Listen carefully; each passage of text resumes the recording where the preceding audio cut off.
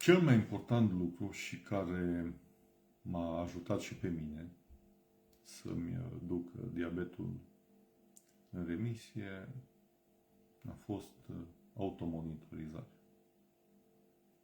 Adică glicemie, tensiune, cine are probleme, eu n-am avut probleme, dar și ce am mâncat. Astea au fost. Deci credeți-mă că fără disciplină nu se poate. Deci dacă nu ai o disciplină în ceea ce faci, nu poți să-ți duci diabetul în remisie.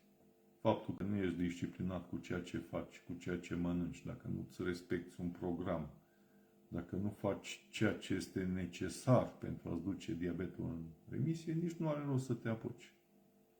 Deci nu merge.